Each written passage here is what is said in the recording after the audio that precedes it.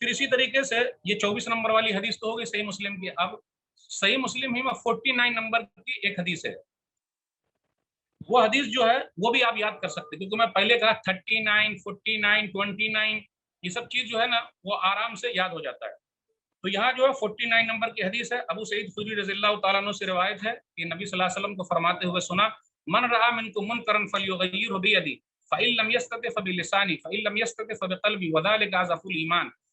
جب تم میں سے کوئی برائی کو دیکھے, اب یہاں دیکھیے منکرن نکرہ آیا, آپ عربی اس کے اندر ذکر کیجیے, دیکھیے نکرہ یا کوئی بھی برائی, تو کیا کرنے کا, شریعت کے خلاف کوئی کام دیکھے تو کیا کرنے کا, ہاتھ سے روکنا ہے.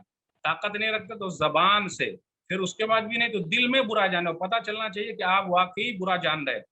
اب اس کی تشریح کرتے ہوئے آپ بول سکتے, دیکھیے صرف بھلائی کا حکم دینا نہیں ہے بلکہ برائی سے بھی روکنا ہے, اس لیے منکرن کا لفظ آیا ہے.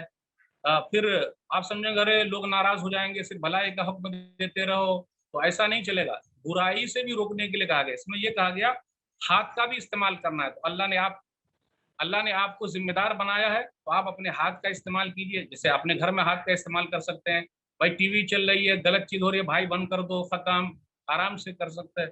بچے لوگ نماز کے لیے نہیں آ رہے, ان کو مار سکتے ہیں, یعنی آپ تشریح کر سکتے جہاں ہاتھ کا استعمال ہو. پھر زبان سے بولنا تو بول سکتے, پھر اگر نہیں تو دل میں برا جاننا, تو تھوڑا بہت آپ تشریح کر لیں گے تو آپ کی تقریر جو ہے ذرا لمبی سی ہو جائے گی, لیکن اس میں یونیک چیز لے کر آئیے, اس کا زیادہ فائدہ ہے.